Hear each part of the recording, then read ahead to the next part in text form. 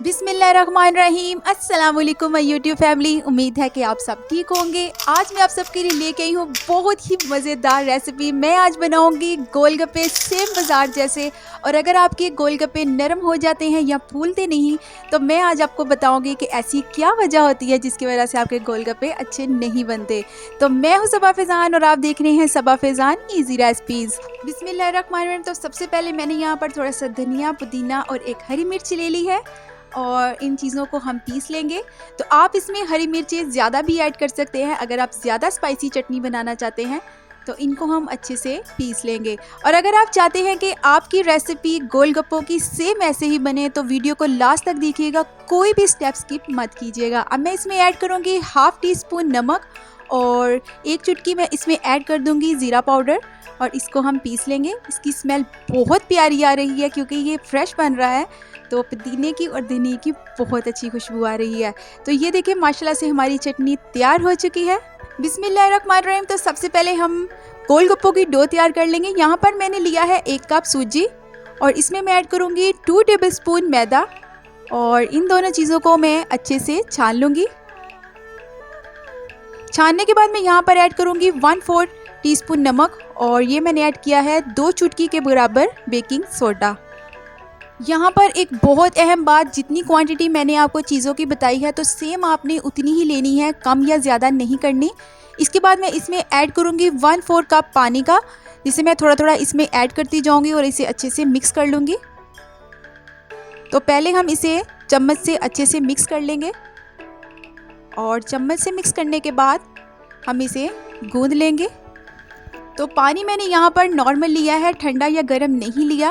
और अगर आप मेरे चैनल पर नए हैं या आपको मेरी वीडियो पसंद आती है तो वीडियो को लाइक कर दिया करें, चैनल को सब्सक्राइब कर दिया करें। ये आपकी तरफ से हमारी मेहनत का एक इनाम होता है और हमें एक हौसला अफजाई होती है कि हम एक अच्छा काम कर रहे हैं। तो चैनल को ज़रूर सब्सक्राइब किया करें। डो गूंदने के बाद हमने इसे 15 मिनट के लिए लाजमी रखना है क्योंकि सूजी का जो दाना होता है वो आसानी से ख़त्म नहीं होता। तो गूंदने के बाद इसके ऊपर हल्का सा पानी लगाएंगे और 15 मिनट के लिए रख देंगे ताकि जो इसका दाना है वो ख़त्म हो जाए। अब मैंने यहाँ पर एक बाउल लिया है और उसमें मैं ऐड करूँगी उबले हुए चने और आलू इसमें ऐड करेंगे जिसे मैंने बॉयल कर लिया है, बारीक काट लिया है।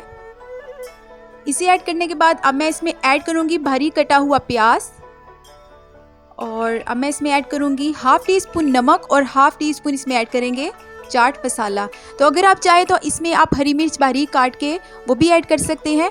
तो ये स्पाइसेस मैंने अपने टेस्ट के अकॉर्डिंग ऐड किए हैं। तो अगर आप चाहते हैं कि आप ज़्यादा स्पाइसी खाना चाहते हैं तो आप अपने टेस्ट के अकॉर्डिंग भी इसमें स्पाइसेस ऐड कर सकते हैं। इन्हें हम अच्छे से मसालों को मिक्स कर लेंगे। चलें अब गोलगप्पों का खट्टा पानी तैयार कर लेंगे। मैंने इमली को भिगो लिया था, गुठली मैंने इसकी निकाल ली है और इसमें मैंने ऐड किया है हाफ़ कप पानी। अब मैं इसमें ऐड करूँगी 1/4 टीस्पून नमक, 1/4 टीस्पून इसमें ऐड करेंगे लाल मिर्च का पाउडर और ये धनिए और पुदीने की जो चटनी हमने तैयार की थी वो इसमें ऐड करेंगे। तो ये बहुत मज़े का हमारा जो खट्टा पानी वो तैयार हो चुका है। और अगर आप चाहें तो आप इसमें टाटरी भी ऐड कर सकते हैं। मैंने 15 मिनट डो को रखा था।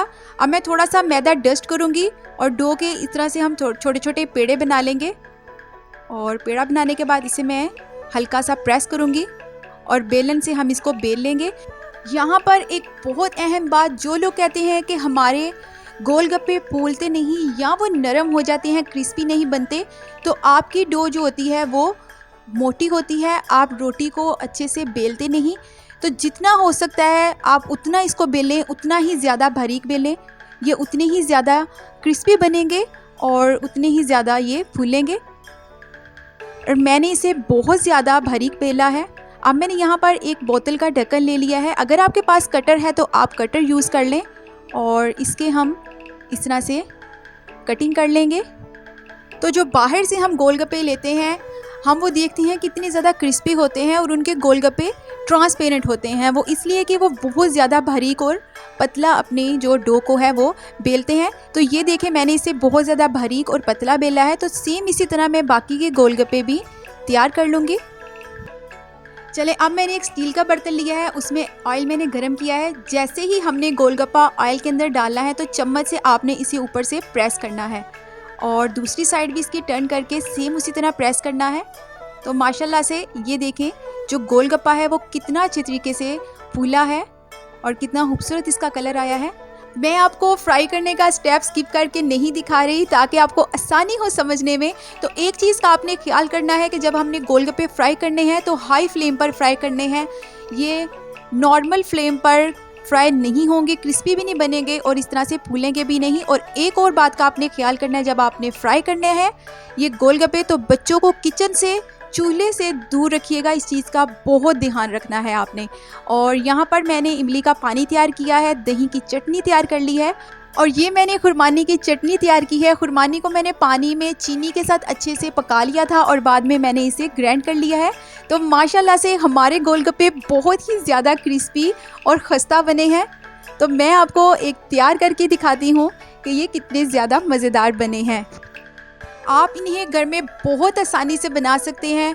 बाहर की चीज़ों से बेहतर है कि आप घर में बच्चों को बना के दें, साफ़ ऑयल में, साफ़ सुथरी चीज़ों के साथ। तो ये आसानी से भी बन जाते हैं, सस्ते भी बन जाते हैं और मज़ेदार भी बनते हैं।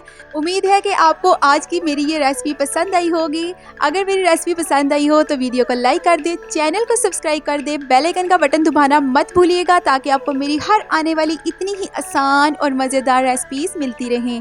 अपनी दुआओं में याद रखिएगा। सबा फैज़ान को अल्लाह हाफिज़।